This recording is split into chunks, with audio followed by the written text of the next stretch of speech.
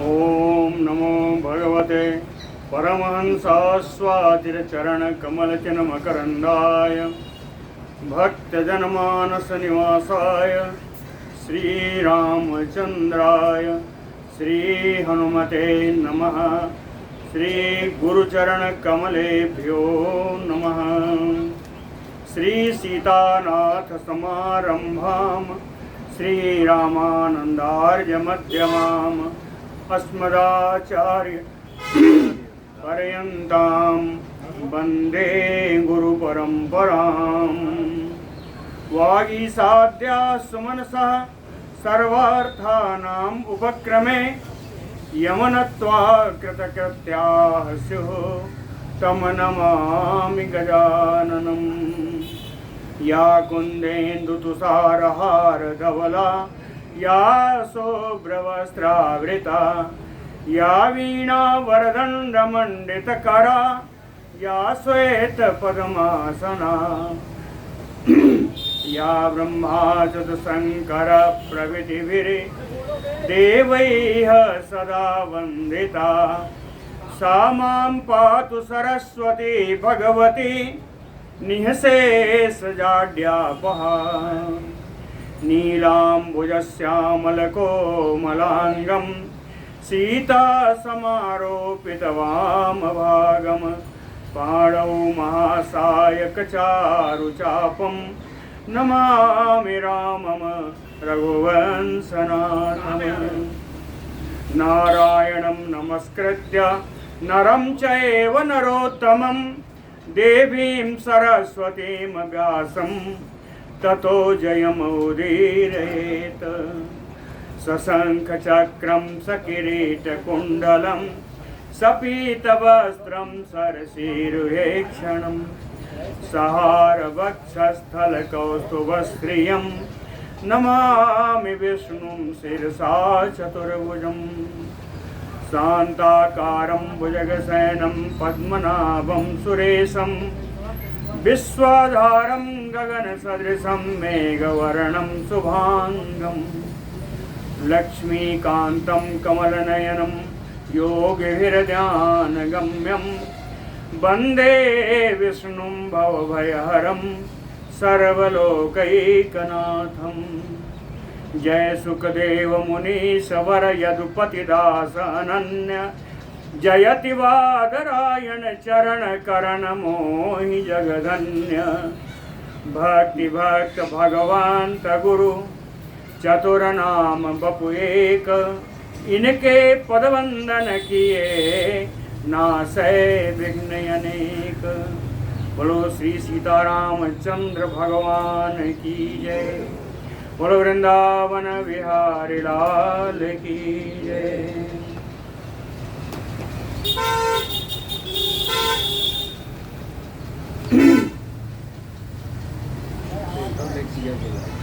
कांडिक ने केसी ध्वज से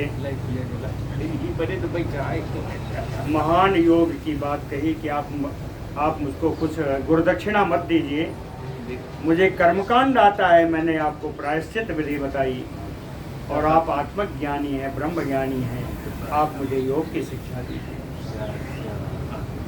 तो केशिध्वज उवाच, इस पर केशिध्वज बोले कि न प्रार्थितं त्वया कस्मात् अस्मत् राज्यम अकंटकम।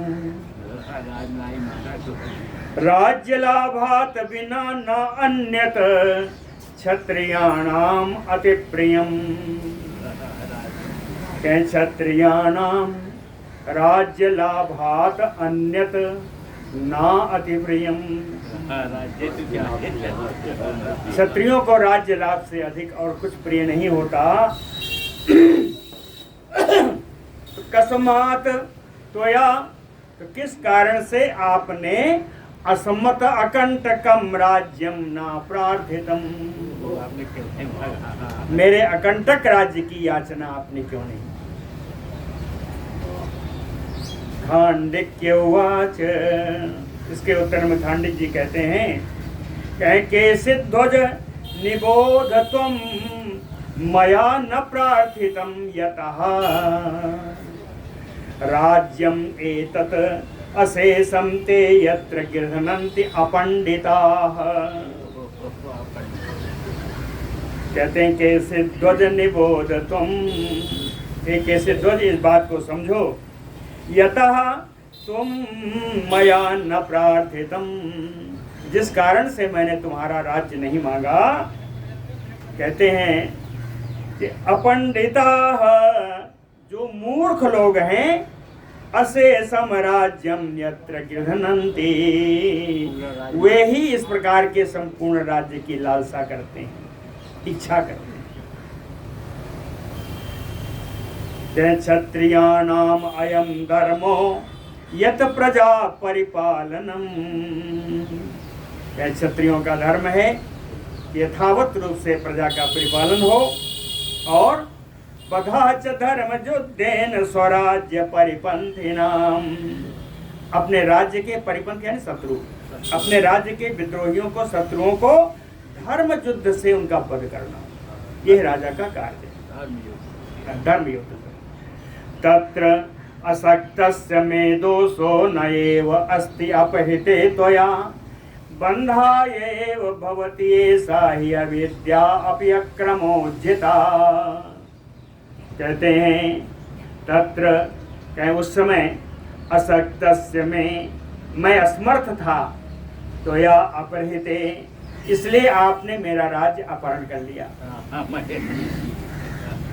तत्र असक्तस्य अपहृते त्वया, आपके अपहरण करने में नैव दोषो में अस्ति, उसमें मेरा कोई दोष नहीं था। इसके दो कारण भी हैं।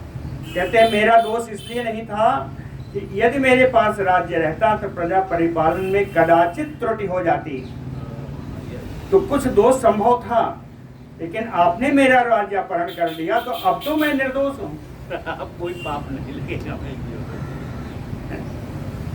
कहते हैं बंधाय एव भवति एषा हि अविद्या अपि अक्रमोज्झिता, कहे अविद्या भवति ऐसा, कहे ये जो है यही अविद्या है।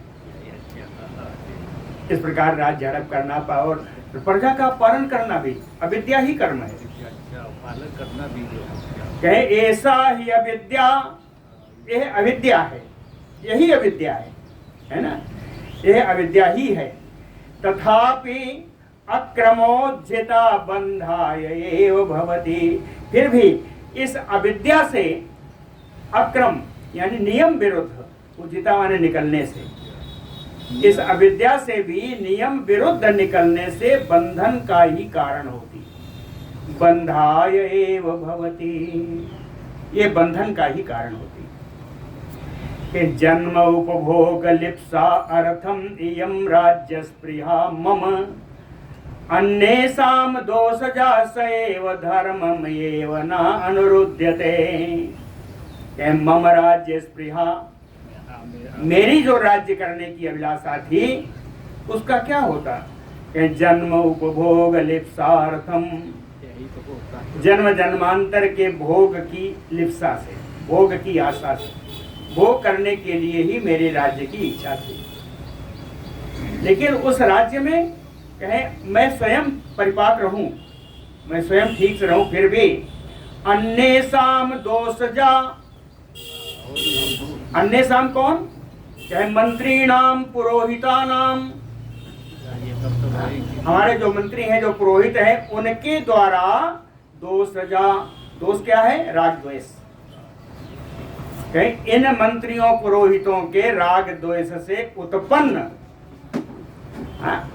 जो दोष होता वो तो मुझे ही लगता, राजा को लगता। सर्वम धर्मम नैव अनुरोध्यते, कहते हैं हमेशा केवल धर्मानुरोध से ही काम नहीं चलता। नयांचा छत्रबंधूनाम धर्माय एतत् असताम मतम, एक कारण और भी है, एक कारण मैंने नहीं मांगा आपसे राज्य, उसका कई कारण और भी है। उसका क्या कारण है? कहे एतत् सताम मतम, ये सताम सज्जनों का, महात्माओं का ऐसा मत है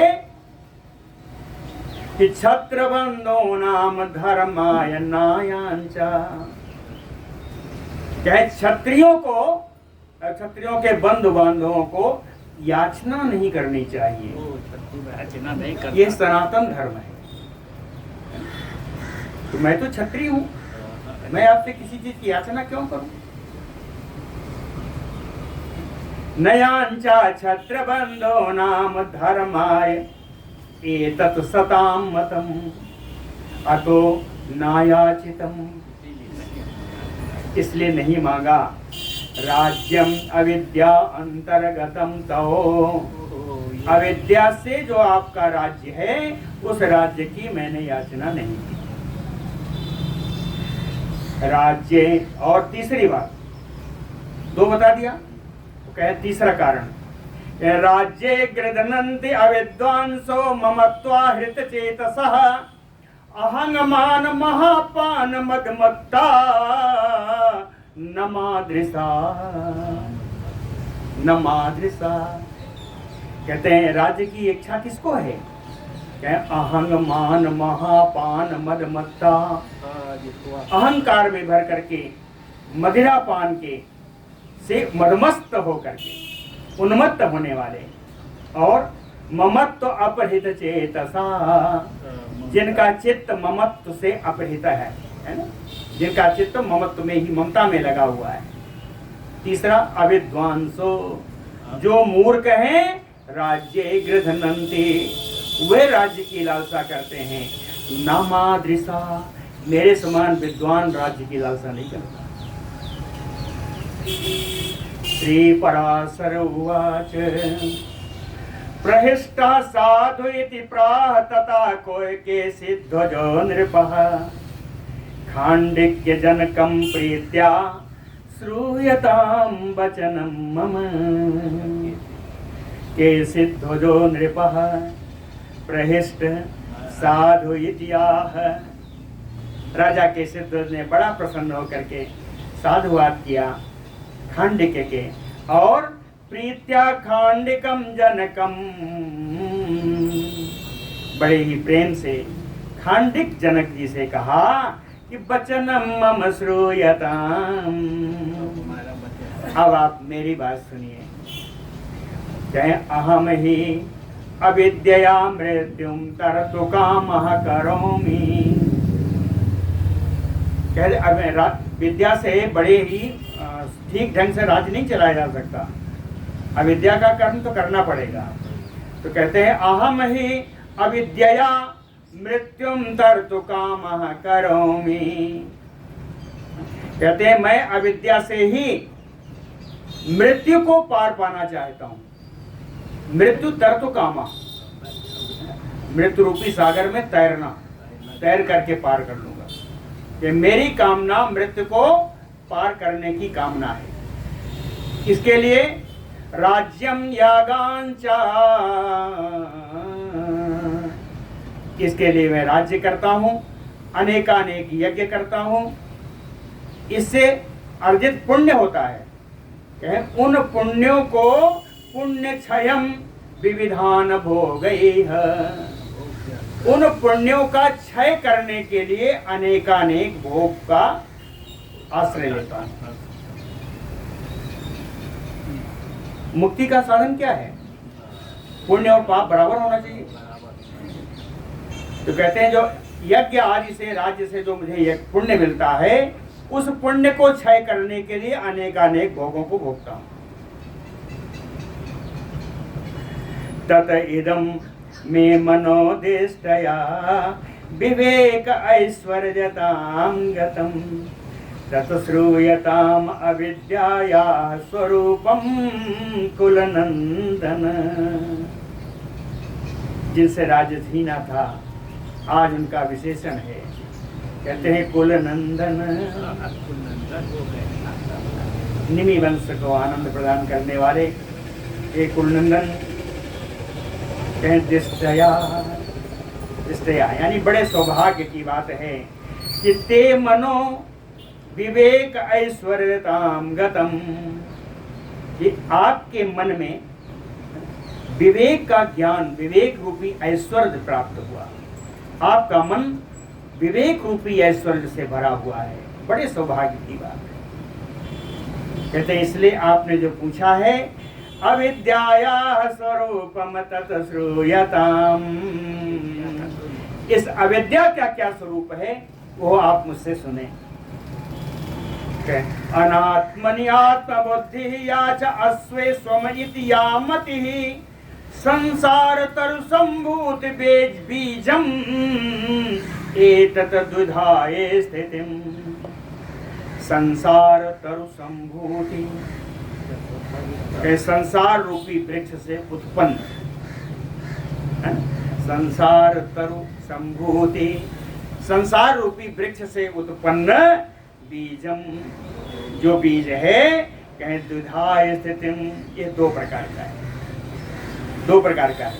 पहला अनात्मनि आत्मबोधेया, अनात्मा शरीर में आत्मा का आभास, आत्मा रूपी बुद्धि। अनात्मा, अनात्मा है शरीर, तो अनात्मनि सप्तमी में है, अनात्मनि आत्मबुद्धि, कहते हैं जो अनात्मा शरीर में आत्मबुद्धि का भाव है, पहला ये। दूसरा अस्वे स्वमयिति या मतिः, अस्वे यानी स्व माने अपना, अस्वे माने पराया, कहे पराये को अपना मानने की बुद्धि। अस्वे स्वमयिति या मतिः, पराये में अपनापन, पराये धन को अपना धन मान लेना, पराये को अपना मान लेने की मति, ये दो प्रकार की बुद्धि है। क्या है? पंच दो प्रकार की अविद्या। पंचभूतात्मके देहे देही तमो मोह तमो वृतः अहम मम इति एतत् वोच्येह कुरुते कुमतिः मतिम्। क्या कुमतिः? कुमति दुष्ट बुद्धि वाला, मोह तमो वृतः देही, मोह रूपी अंधकार से आच्छादित ये शरीरधारी, पंचभूतात्मके देहे, इस पंचभूतात्मक शरीर में अहम मम इति उच्चैः कुरुते, हमेशा मैं हूँ, मेरा हूँ, यही करता रहता है। दुष्ट बुद्धि वाला व्यक्ति मोह रूपी अंधकार में आच्छादित इस पंचभूतात्मक शरीर से ही यह मैं हूं, यह मेरा है, यही भर रह जाता है। जबकि आकाश वायु अग्नि जल पृथ्वीभ्यः पृथक स्थिते आत्मा, आत्मनि आत्मयं भावम कह करोति कलेवरे। कहते हैं जबकि आत्मा इन पंचभूतों से अलग है, पृथक स्थित है। किससे? पंचभूतों से, आकाश वायु अग्नि जल और पृथ्वी। कहें इन पंचभूतों से आत्मा यद्यपि अलग है, फिर भी अनात्मनि कलेवरे आत्मयम भावम कह करोति। इस अनात्मा शरीर में कौन ऐसा विद्वान है जो आत्मभाव करेगा, जो आत्मा को अनात्म शरीर में आत्मा मानेगा? ऐसा कौन विद्वान है? कहते हैं ऐसा कोई नहीं करे। कलेवर उपभोग्यम ही गृह क्षेत्रादिकम च कह अदेहे हि आत्मनि प्राज्ञो मम इदम इति मन्यते। कहते हैं अदेहे आत्मनि, आत्मा देह से परे, आत्मा का देह से संबंध नहीं, कहें देह का आत्मा संबंध नहीं है, फिर भी कलेवर उपभोग्यम, शरीर के उपभोग के आने का, भोग में काम आने वाली गृह क्षेत्रादिकम, जो घर है क्षेत्र आदि है, कहे कह प्राज्ञो, कौन ऐसा बुद्धिमान होगा जो गृह क्षेत्र आदि को मम इदम इति मन्यते, यह मेरा ही है ऐसा मानता है। कौन ऐसा बुद्धिमान होगा? घर क्षेत्र आदि को ये जो इस शरीर के उपभोग की वस्तु है, आत्मा के उपभोग की वस्तु नहीं है। तो शरीर के उपभोग की या अनात्मा शरीर के उपभोग की वस्तु को, गृह क्षेत्र आदि को कौन विद्वान बुद्धिमान व्यक्ति अपना मानेगा। इत्थम, इसी प्रकार से जैसे गृह क्षेत्र हुआ, इसी प्रकार और चीजें बताते हैं। कहें इत्थम पुत्र पौत्रेषु ततदेह उत्पादितेषु कह करोति पंडितः स्वाम्यन आत्मन अनात्मनि कलेवरे। कहें अनात्मनि कलेवरे, आत्मा रहित इस शरीर से, ततदेह उत्पादितेषु, इस शरीर से उत्पन्न, पुत्र पौत्रेषु, पुत्रों में पौत्रों में, को पंडितः स्वाम्यम करोति, कौन ऐसा बुद्धिमान है जो इनका स्वामित्व लेना चाहेगा, अर्थात ये मेरे अपने ही हैं, ऐसा कौन कहना चाहेगा। किस समय में कौन काम आता है पता है। कहने का अर्थ है कि पुत्र पौत्रों पे भी निर्भरता नहीं रहनी चाहिए। ये सब शरीर के उपभोग की वस्तुएं हैं, या आत्मा की नहीं है, योगी के लिए। सर्वदेहोपभोगाय कुरुते कर्म मानवः, कहते हैं मानवः सर्वं कर्म देह उपभोगाय कुरुते। मानव सिर्फ देह के उपभोग के लिए ही सारा कर्म करता है। घर बनाएगा, साइकिल खरीदेगा, कुछ खरीदेगा, सब देह के, शरीर के उपभोग के लिए। कि मानव सारा कर्म शरीर के उपभोग के लिए करता है। लेकिन क्या कहे कि देहाचान्यो, लेकिन शरीर तो पृथक है, शरीर तो पृथक है। यदा पुंसा तदा बंधाय तत्परम, कहते हैं हर पुरुषों के लिए यह कार्य उसके बंधन का ही कारण होता है। एक उदाहरण दिया, मृण्मयम् हि यथा गेहं लिप्यते वामृत अंबसा। मृण्मयम् यथा गेहं, मिट्टी का बना हुआ घर, गांव में पहले ही होता, पहले गांव का तो यही चलता। मृण्मयम् हि यथा गेहं, मिट्टी के बने हुए घर को मृत अंबसा लिप्यते, मिट्टी और जल मिला करके उसका लीपा जाता था। उसकी पुताई मिट्टी और जल से ही होती थी। उसी प्रकार कहे पार्थियो यम देहो, पृथ्वी से, भूमि से, मिट्टी से उत्पन्न ये शरीर मृद अम्बालेपन स्थिता, उसी मिट्टी से उत्पन्न धान्य से और जल से ही सिंचित है। ठीक है सर।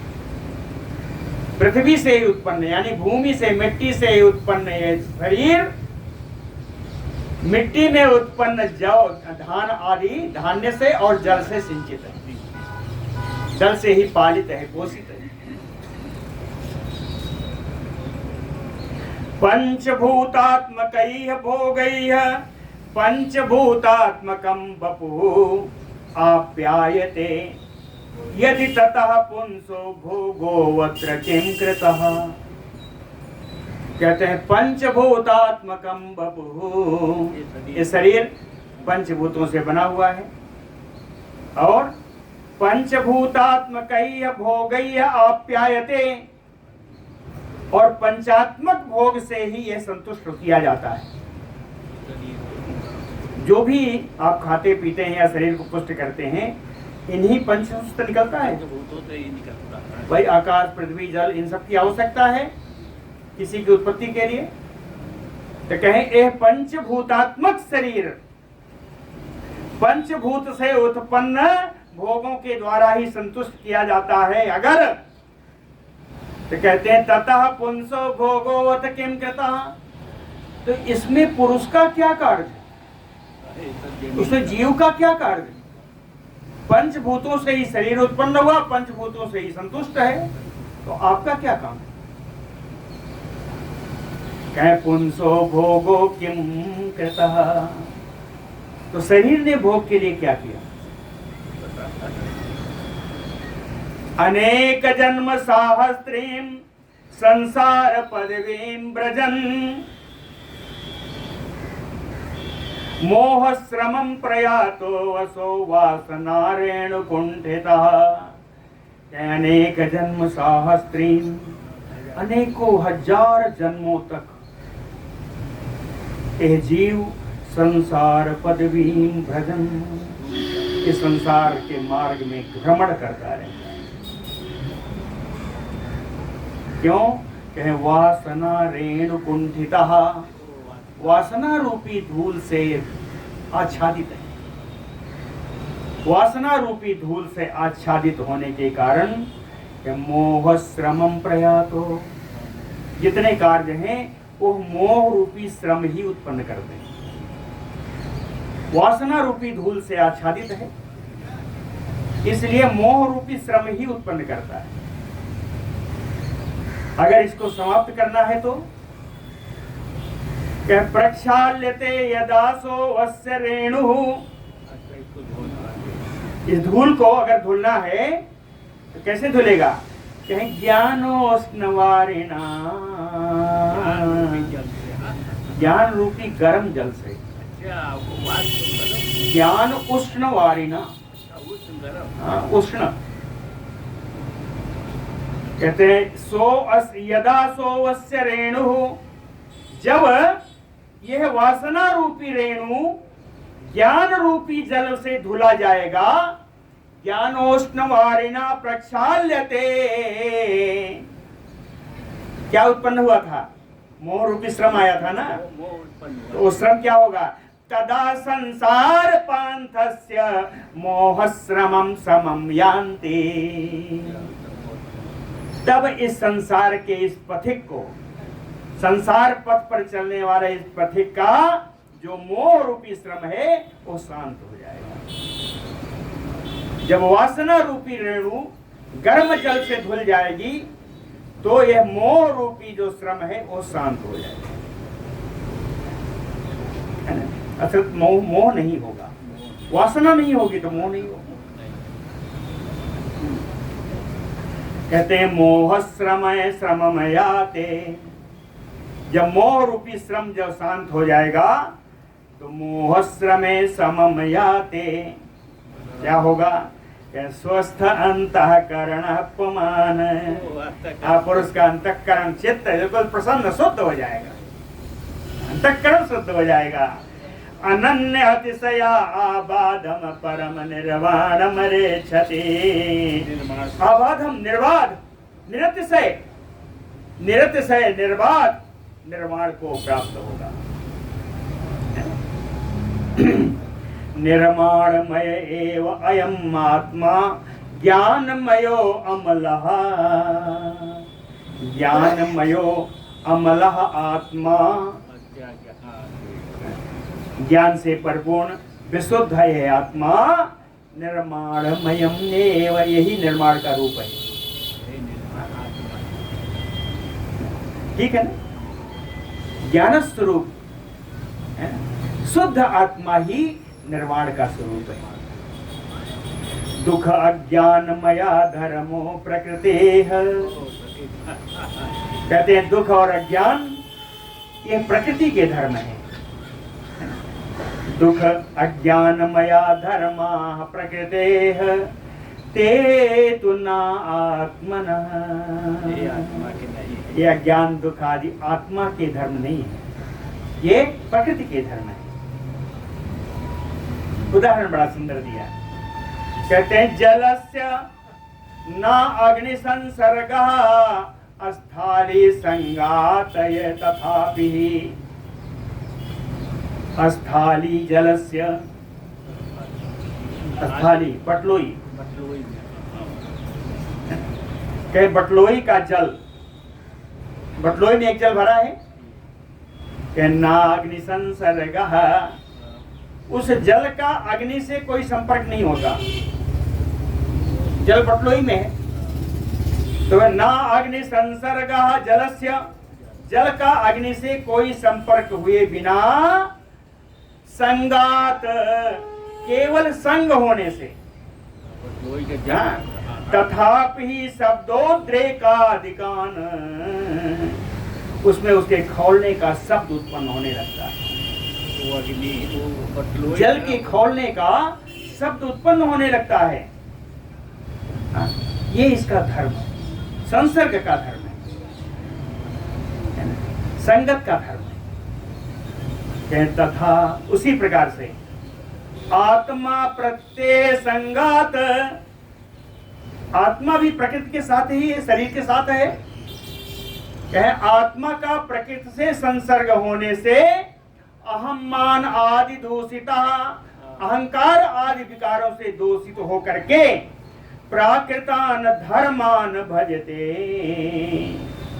इन प्राकृत धर्मों का वो सेवन करता है, ऐसा लगता है। लेकिन सो ही अव्ययः, लेकिन आत्मा अविनाशी। ऐसा लगता है कि आत्मा इस शरीर के गुणों को सेवा करता है, सेवन करता है।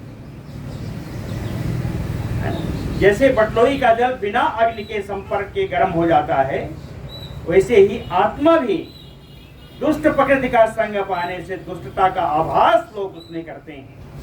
यद्यपि अक्षय है, अव्यय है आत्मा। तत एतत, इतना कहने के बाद श्री केशिध्वज जी खांडिक से कहते हैं, एतत कथितं बीजम अविद्यया मया तव क्लेशानां क्षयकरं योगात् अन्यत ना विद्यते।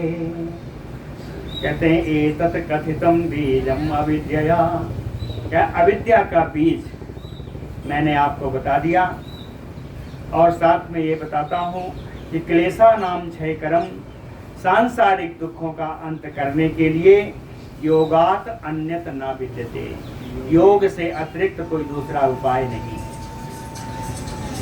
जब इन्होंने कहा तो खांडिक उवाच, खांडिक जी ने फिर प्रश्न पूछा कि तम तो ब्रूय महाभाग योगम योग वेदोत्तम विज्ञात योग शास्त्रार्था त्वम अस्याम निमिषन्ततौ।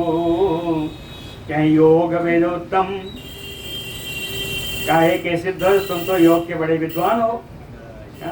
कहें निमिषन्ततौ त्वम विज्ञात योग शास्त्रार्थ, कहते हैं निमि की संतानों में, निमिषन्ततौ, निमि की संतानों में आप योग के शास्त्रार्थ के, योग के शास्त्रों के अर्थ को जानने वाले हो, योग शास्त्र के अर्थों को जानने वाले हो, तो तम महाभाग तम योगम में ब्रूहि, तो योग क्या है, योग मुझे आप बताइए।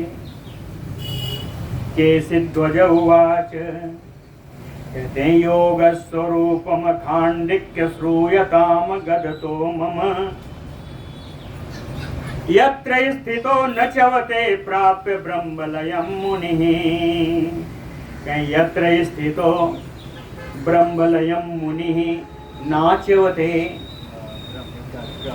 कहीं जिस योग में स्थित होकर के ब्रह्मलय मुनि, ब्रह्मलीन मुनि भ्रष्ट नहीं होते, न चवते, जिस योग में स्थित होकर के ब्रह्मलीन मुनि कभी गिरते नहीं।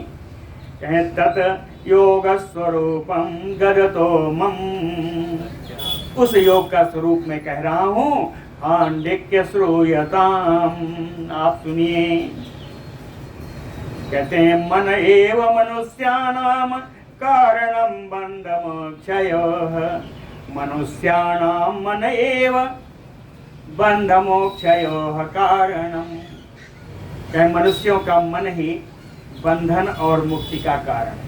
मन बंधाय, कहते हैं बंधन और मुक्ति की स्थिति क्या है, कहें बंधाय विषया संगी मुक्तये निर्विषयम मनः। जब मन सांसारिक विषयों में आसक्त हो जाएगा तो बंधन का कारण होगा। निर्विषयम, जब विषयों से कुछ लेना देना नहीं होगा, अनासक्त होगा, तो वही मुक्ति है। मन ही तो आसक्त होता है। विषयेभ्यः समाहृत्य विज्ञानात्मा मनोमुनि चिंतयेत मुक्तयेतेन ब्रह्मभूतम परमेश्वरम। विज्ञानात्मा मुनि, विज्ञानात्मा विवेक ज्ञान संपन्न आत्मा, विवेक के ज्ञान से संपन्न जो मुनि का मन है, कहे यह मुनि अपने मन को विषयेभ्यः समाहृत्य, विषयों की तरफ से खींच करके ब्रह्मभूतम परमेश्वरम, है ना, मुक्तये चिंतयेत, मुक्ति के लिए पर ब्रह्मभूत परमेश्वर का ही चिंतन करना चाहिए। मुनि को विषयों से हटा करके परमेश्वर का चिंतन करना चाहिए। जब ऐसा आप करेंगे तो आत्मभावम नयत्येनम तद ब्रह्म ध्यायिनम मुनिम विकारजम आत्मनः शक्त्या लोहम आकर्षको यथा। कहते हैं लोहम आकर्षको यथा, लोह को खींचने वाला कौन? चुंबक। इसको संस्कृत में कहते हैं अयस्कांत मणि। चुंबक को कहते हैं अयस्कांत मणि। तो कहते हैं जैसे अयस्कांत मणि आत्मना शक्त्या, अपनी शक्ति से लोहम आकर्षको, लोहा को खींच करके विकारजम, अपने में मिला लेता है ना। चुंबक लोहे को खींचकर अपने में मिला लेता, अपने चिपका लेता है ना। कहे उसी प्रकार तथा ब्रह्म ध्यायिनम मुनिम, ब्रह्म का ध्यान करने वाले मुनियों को परब्रह्म आत्मभावम नयति, परब्रह्म अपने ही स्वरूप में मिला लेते। समझ आया? आत्म प्रयत्न सापेक्षा विशिष्टाया मनोगति, बड़ा सुंदर लाइन है।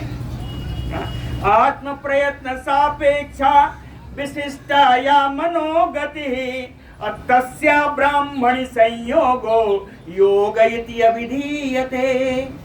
योग की परिभाषा है, क्या है? आत्म प्रयत्न सापेक्षा, आत्मज्ञान के प्रयत्न भूत अपेक्षा, अपेक्षा किसकी है ना? आत्मज्ञान के प्रयत्न भूत यम नियम की अपेक्षा रखने वाले, हाँ, यम नियम की अपेक्षा रखने वाले विशिष्टा मनोगति, मन की जो विशेष गति है ना, यम नियम से चलने वाली है ना, यह जो मन की गति है, तस्या ब्रह्मणि संयोगो, इस मन की गतों को, गति की ब्रह्म में संयुक्ति, ब्रह्म से मिलन ही योग है। मनोगति का ब्रह्म से मिलन कहते हैं योग इति अविधीयते, इसी को योग कहा जाता है। एवं अत्यंत वैशिष्ट युक्त धर्मोपलक्षण यस्य योगः स वै योगी मुमुक्षु अविधीयते। कहते हैं योग आ गया, कहते यस्य योगः, जिसका योग अत्यंत वैशिष्ट युक्त धर्मोपलक्षण, अत्यंत विशिष्ट धर्मों से युक्त लक्षण वाला होगा, जिसका योग सा मुमुक्षु योगी अविधीयते, वो मुमुक्ष योगी की संज्ञा प्राप्त कर लेगा, वो मुमुक्ष योगी हो जाएगा। कहते हैं योग एक प्रथम योगी इंजानो अविधीयते। कहते हैं कोई योगी जब शुरू में पहला योग करता है, इंजानो योग आरंभ करता है, तो प्रथम योग युग अविधीयते, तो सबसे पहले उसको योग युक्त की उपाधि दी जाती है। युक्त का मतलब है युक्त, योग युक्त की उपाधि दी जाती है ना। और परम ब्रह्म उपलब्धिमान, और योग से जब उसको परम ब्रह्म की प्राप्ति होती है, तब इसकी संज्ञा विस्पिन्न समाधि योगी, इसको विस्पिन्न समाधि योगी कहते हैं। यत अंतराय दोषेण दूष्यते चास्य मानसम। कहते हैं योग के अंतर्गत ही अगर किसी विघ्न के कारण इस योगी का मन अगर दूषित होता है तो जन्मांतरई अभ्यसतो मुक्ति जायते। तो जन्मांतर में दूसरे जन्म में इसी योग का अभ्यास करने से उसको मुक्ति प्राप्त होती है। कहीं जितना योग किया, योग करते करते मर गया तो योग व्यर्थ नहीं जाएगा। दूसरे जन्म में आपको वहीं से शुरू करना है। गीता में चौथे अध्याय में आया। हाँ आया है। विस्पन्न समाधि तो मुक्तिम तत्रैव जन्मनि प्राप्नोति योगी योगाग्नि दग्ध कर्म चयो चिरात। कहें जो विस्पन्न समाधि योगी का जो जिसने दर्जा प्राप्त कर लिया, कहें विस्पन्न समाधि योगी योगाग्नि दग्ध कर्म चयो, योगाग्नि से कर्म चय, चय माने समूह, अपने सारे कर्मों को जला देता है। विनिष्पन्न समाधि योगी योगाग्नि से अपने सारे कर्मों को जला देता है।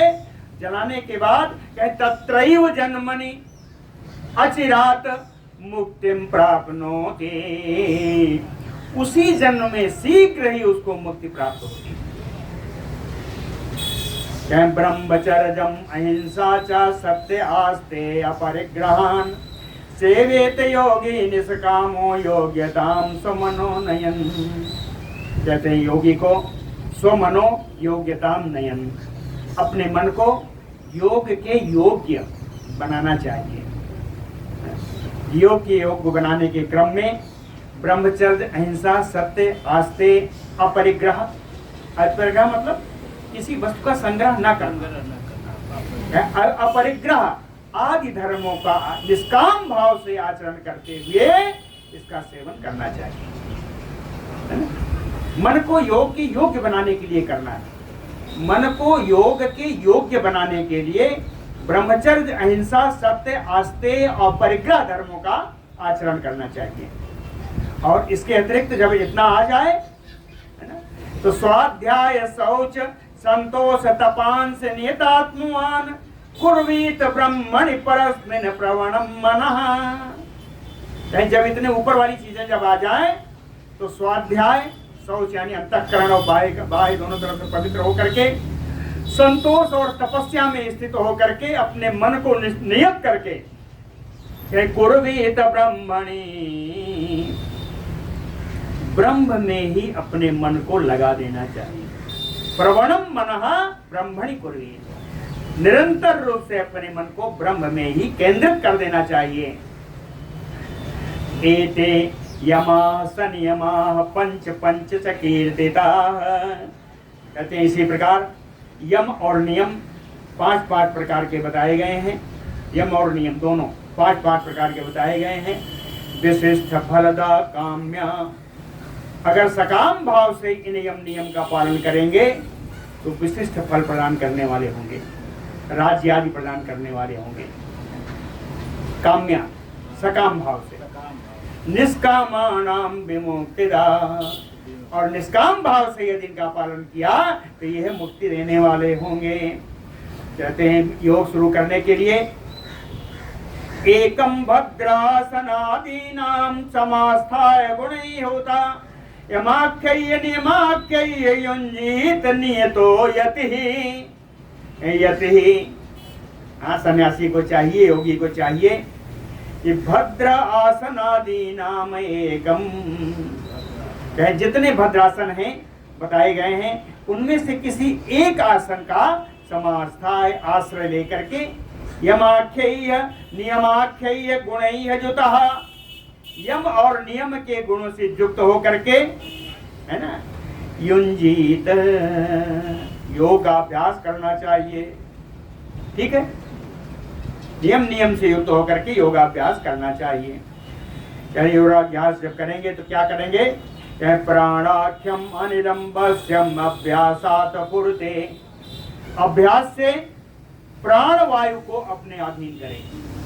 अभ्यासात प्राणाख्यम अनिलम, प्राण नाम की वायु यानी प्राण वायु, वश्यम अभ्यास से प्राण वायु को अपने अधीन करें। प्राणायाम सा विज्ञेय, यही प्राणायाम है।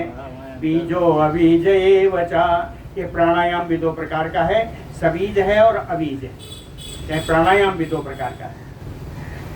तो कहते हैं परस्परेण अभिभवन प्राणापानो यथा अनिलो कुर्ता सत्विधानेन तृतीय संशय संयमात्तयोः। सत्विधानेन कहते हैं प्राणायाम आदि करने के लिए उपनयन संस्कार में दीक्षा दी जाती है प्राणायाम आदि की। तो कैसा उसमें गुरु करना पड़ता है ना, बिना गुरु कैसे यही वही लिखा है। कहते हैं सत्विधानेन, गुरु के द्वारा, गुरु के द्वारा बताए गए नियम के अनुसार सत्विधानेन करते हैं कि गुरु उपदेशानुसार, गुरु के उपदेश के अनुसार कहे प्राण अपानो अनिलो यथा, कहे प्राण वायु अपान वायु परस्परेण अभिभवम, प्राण वायु अपान वायु का एक दूसरे से निरोध करके, निग्रह करके, है ना। तयोः तृतीय संयमात्, इन दोनों के संयोग से एक तीसरा संयम आएगा, है ना। अब क्या है प्राण और अपान, और तीसरा कहे प्राण वायु जब आप खींचते हैं तो ये होता है पूरक, अपान जब छोड़ते हैं यह है रेचक। तो कहते हैं पूरक और रेचक के बीच की जो क्रिया है कि उसको इकट्ठा करना है ना, थोड़ी देर संग्रह करना है, यह है कुंभक। तो कहते हैं ये तीन प्रकार के प्राणायाम हो गए, प्राणायाम के तीन भाग हो गए। तस्य च आलम्बनवतः स्थूल रूपम द्विजोत्तम आलम्बनम अनंतस्य योगिनम अभ्यसतः स्मृतम। कहते हैं योगी जब योगाभ्यास करता है, प्राणायाम भी करते समय प्राणायाम मंत्र पढ़ते हैं ना, तो प्राणायाम के मंत्र पढ़ते समय क्या मन में क्या आता है? अगर मन में आया कि खेत में धान नहीं बोया गया तो प्राणायाम व्यर्थ है। प्राणायाम के समय उस जो मंत्र पढ़ते हैं उस मंत्र के हिसाब से मन में एक अवलंबन आना चाहिए, भगवत स्वरूप का दर्शन होना चाहिए, है ना। तो वही कह रहे हैं कि अभ्यसतः योगिनो, हाँ योगाभ्यास करने वाला योगी आलम्बनवतः, कहते हैं अगर यदि भगवान के स्थूल रूप का आलंबन करके अगर करता है तो अनंत से आलंबन, तो भगवान उसके आलंबन, उसके सहारा बनते हैं। जब ध्यान करेंगे तो उनका सहारा बनते हैं। ये है सबीज प्राणायाम है। दो प्राणायाम बताया था ना, सबीज और अबीज। ये सबीज प्राणायाम है, और अबीज में निराकार भगवान का ध्यान करें, वो अबीज। शब्दादिषु अनुरक्तानि निगृह्य अक्षाणि योगवित् कुर्यात् चित्ता अनुकारेण प्रत्याहार परायणः। प्रत्याहार परायण व्यक्ति, प्रत्याहार में लगा हुआ व्यक्ति, प्रत्याहार क्या है? इंद्रियों का निग्रह, ये प्रत्याहार है। तो कहते हैं प्रत्याहार परायणः, यानी अपने इंद्रियों को बस में करने लगा हुआ व्यक्ति। शब्दासि अनुरक्तीनि अक्षाणि, शब्द आदि गुणों में अनुरक्त अक्षाणि इंद्रियाणि, शब्द आदि गुणों में लगी हुई अपनी इंद्रियों को निगृह्य, उनको रोक करके चित्तानुकारिणी कुर्यात्, आपका चित्त परमात्मा में। तो कहते हैं अपने चित्त का अनुगामिनी इन इंद्रियों को बना देना चाहिए। इंद्रियों को आपका चित्त भगवान में लगा होना चाहिए। प्राणायाम के समय बताया आपका चित्त भगवान के स्थूल रूप का दर्शन करेगा। तो कहते हैं अपने इन इंद्रियों को विषयों से हटा करके अपने चित्त के अनुगाम, भगवान को नहीं, आपका चित्त भगवान में है, अपने चित्त की अनुगामिनी बना देना चाहिए इंद्रियों को। पश्यता परमातेन जायते यति चलात्मनाम इंद्रियाणाम। कहते हैं जिसके द्वारा ये अत्यंत चंचल इंद्रियां अपने बस में कर ली जाएंगी, अधीन कर ली जाएंगी, तई है योगी, वही योगी है। और कई है ना, और जिसकी इंद्रियां अपने बस में नहीं है, योगी योग साधक ना, वो योगी योग साधना करने वाला नहीं है। इंद्रियों का प्रत्याहार होना जरूरी है। दो चीज बताया, वैसे बताया कई चीज, मुख्य दो है प्राणायाम और प्रत्याहार, है ना। तो क्या करते हैं, कहे प्राणायामेन पवने अप्रत्याहारेण इंद्रिये। प्राणायाम के द्वारा वायु को, अप्रत्याहार के द्वारा इंद्रियों को वशीकृते, अपने अधीन कर लिया। अकुर्याते स्थितः चेतः शुभाश्रये, इस प्रकार का चित्त शुभ आश्रय में स्थित कर देना चाहिए। एक शब्द जाते जाते केसी ध्वज ने फिर बोल दिया, कहीं शुभ आश्रय में स्थित कर देना चाहिए। आया सब सवाल आया, शुभाश्रय क्या है? तो खांडिक जी तो हम लोगों से ज्यादा बुद्धिमान है। अरे भैया, तो खांडिक जी ने प्रश्न पूछा, कहते हैं कथ्यता में महाभागो चेतसो यह च शुभाश्रय, है ना। कथ्यताम में महाभाग चेतसो यह च शुभाश्रय, यत आधारम अशेषम तदहन्ति दोषमलोद्भवम्। यत आधारम, जिसका आश्रय पा करके अशेष दोषमलोद्भवम् हन्ति, संपूर्ण दोष रूपी मल नाश हो जाता है। हे महाभाग चेतसो यह शुभाश्रय कथ्यताम्, चित्त का यह शुभ आश्रय क्या है वह बताइए। श्री केसी ध्वज उवाच, जब कहिएगा बंद कर दूंगा क्योंकि मौसम खराब है। टाइम भी हो गया भैया, ये 28 तारीख को इसकी पूर्णाहुति नहीं हो पाएगी। अभी कम से कम 4 दिन का है मेरे पास, ये आगे जाएगा और हम आपको सोमवार को बताएंगे। 29 को हो नहीं पाएगी, 30 को भी नहीं हो पाएगी, 31 जुलाई को। अरे ब्रह्म ज्ञान है, इसमें समय तो लगना है। ब्रह्म ज्ञान नहीं, ज्ञान बोलो भक्त वत्सल भगवान की। ये बड़ा क्लिष्ट शब्द जो बता रहे हैं, सब असली ज्ञान तो यही है। कल कितने